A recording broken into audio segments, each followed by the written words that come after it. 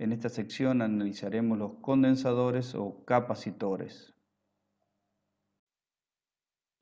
Un condensador eléctrico, también conocido frecuentemente con el nombre de capacitor, es un dispositivo pasivo utilizado en electricidad y electrónica capaz de almacenar energía sustentando un campo eléctrico. Si se conectan los terminales de un generador de tensión continua a dos placas conductoras separadas por un elemento aislante de poco espesor, se observará que aunque haya un flujo de electrones desde las fuentes, no se producirá ningún paso de corriente por el aislante. El movimiento de electrones producirá una acumulación de cargas en los conductores. Este movimiento durará hasta que el par de conductores adquiera el mismo potencial que el generador. A las placas conductoras se la llama armadura y al elemento aislante de poco espesor se lo llama dieléctrico. A todo este complejo se lo llama condensador o capacitor. Si se elimina la tensión aplicada, la acumulación de carga se mantendrá debido a la fuerza de atracción eléctrica entre los electrones entre las armaduras. Una vez que se produjo la acumulación de cargas, si se unen las armaduras con un conductor y una resistencia, se producirá una corriente breve entre ellas y se descargará el condensador, quedando el mismo en las condiciones iniciales. En este caso, el campo eléctrico almacena energía potencial en el condensador.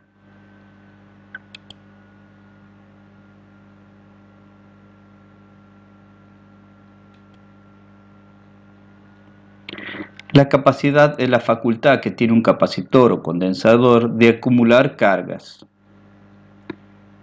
La cantidad de cargas acumuladas Q entre los dos conductores, armaduras, es directamente proporcional a la diferencia de potencial entre ellos, V, multiplicado por una constante de proporcionalidad C llamada capacidad.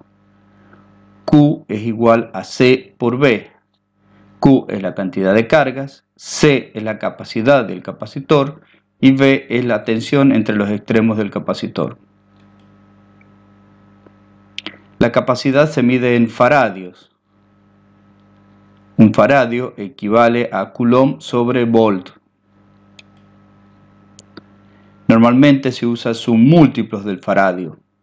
Un microfaradio es la millonésima parte de un faradio, 10 a la menos 6 faradios. Un nanofaradio es igual a la 10 a la menos 9 faradio. Y un picofaradio es igual a 10 a la menos 12 faradio.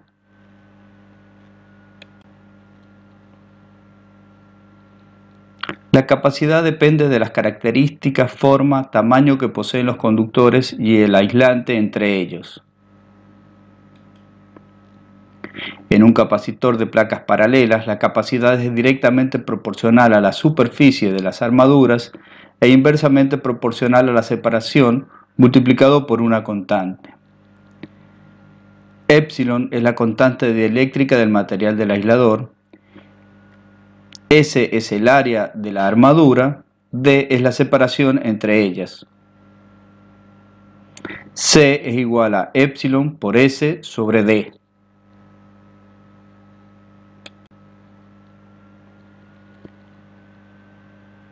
El material empleado en el dieléctrico es un elemento muy importante y determina factores tales como la rigidez dieléctrica, que es la máxima tensión de funcionamiento sin que se deteriore un capacitor.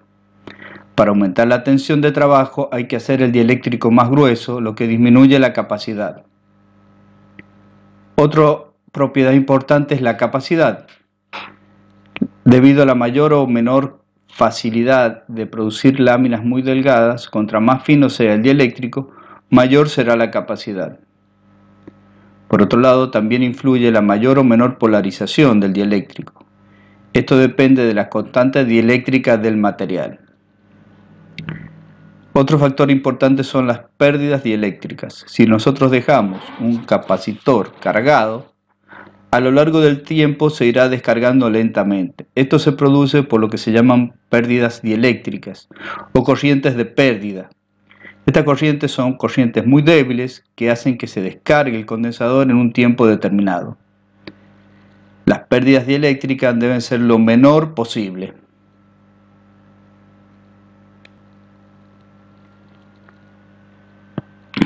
Normalmente la constante dieléctrica del material se expresa en función de la constante dieléctrica del vacío. Epsilon es igual a E sub R por E sub 0, donde la constante dieléctrica del material epsilon es igual a la constante dieléctrica relativa del material respecto del vacío. La constante dieléctrica del vacío es 8,85 por 10 a la menos 12 faradios sobre metro. Los distintos materiales tienen distintas constantes dieléctricas. Por ejemplo, el caucho tiene una constante que puede variar de 2,1 a 2,9. ¿Qué quiere decir? Que es hasta 2,9 más dieléctrico que el vacío. O sea que un capacitor con un dieléctrico de caucho va a ser el doble de mejor que un capacitor hecho con vacío. Algunos elementos, por ejemplo el PVC, es entre 30 y 40 veces más dieléctrico que el vacío. O sea que un capacitor realizado con un plástico como es el PVC, que tenga la misma dimensión que un capacitor de vacío, va a tener 30 o 40 veces más capacidad.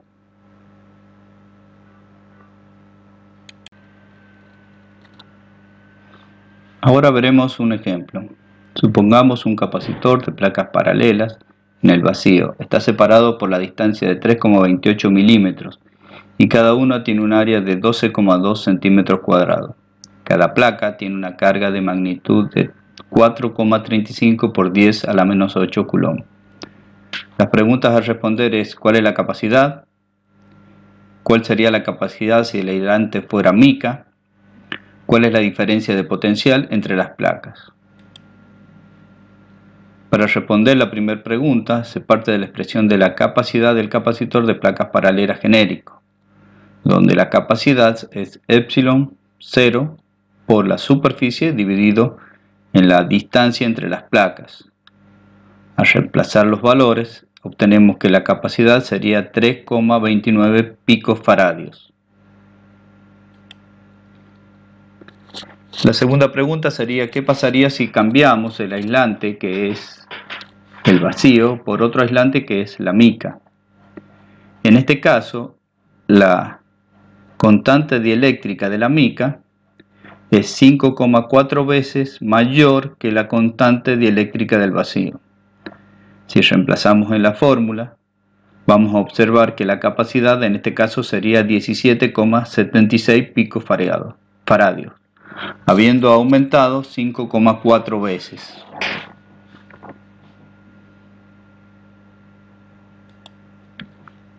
La tercera pregunta es: ¿cuál es la diferencia de potencial entre las placas?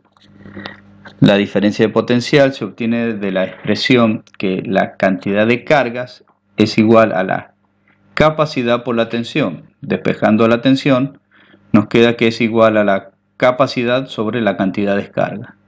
Reemplazando los valores, nos quedaría que este capacitor tiene una tensión entre sus placas de 13.215 volts.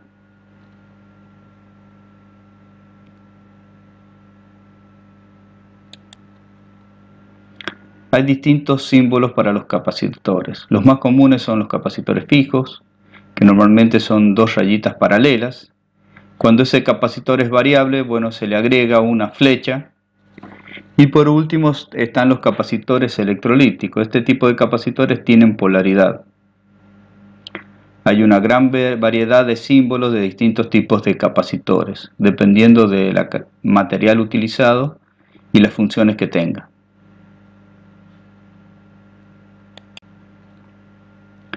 Ahora vamos a analizar cuál es la respuesta temporal de un capacitor. Supongamos que tenemos un circuito formado por una fuente de tensión, un capacitor, una resistencia y una llave. Cuando se cierra la llave, el potencial se establece instantáneamente. En este caso es la línea azul sobre el circuito. Sin embargo, la tensión en el capacitor demora en alcanzar su valor final, que será la tensión de la fuente, E igual a B sub C. Cuanto mayor sea la capacidad, mayor será la demora. Por otro lado, la tensión en la resistencia comienza valiendo igual a la tensión de alimentación, o sea, B en RL igual a E, e irá disminuyendo hasta cero en la medida que la tensión en el capacitor aumenta, ya que E es igual a BL más BNRL.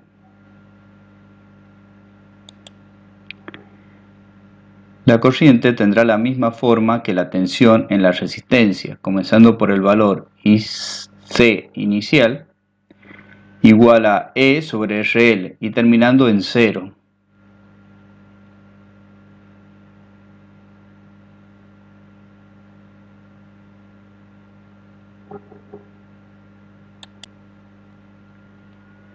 Si se aumenta la capacidad, entonces la tensión en el capacitor demorará más en alcanzar su valor de régimen permanente. Mayor capacidad, mayor demora en alcanzar el valor máximo.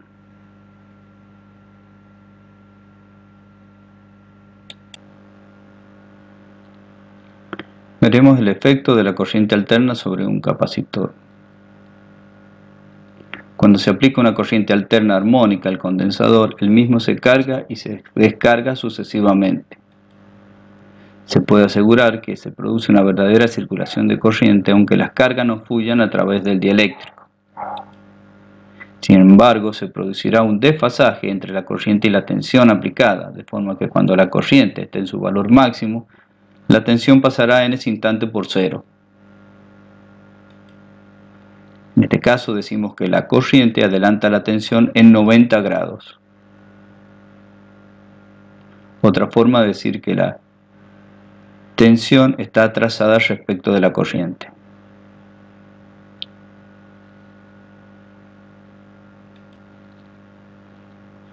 Si un capacitor es alimentado por una corriente senoidal de amplitud determinada, la tensión que caerá en el capacitor dependerá de la frecuencia de la corriente. En general, a mayor frecuencia, menor será la caída de tensión en el capacitor. En la imagen de arriba tenemos una frecuencia menor con una amplitud I máxima. En la figura inferior tenemos la misma amplitud de I máxima, pero con una frecuencia mayor. Se observa que la tensión en el capacitor será menor, porque la frecuencia es mayor.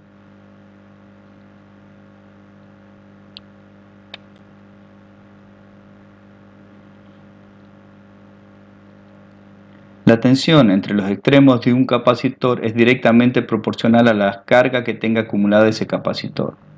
O sea, la tensión en el capacitor es igual a 1 sobre C por la integral entre 0 y T de la corriente por diferencial T, más la tensión inicial que haya tenido ese capacitor.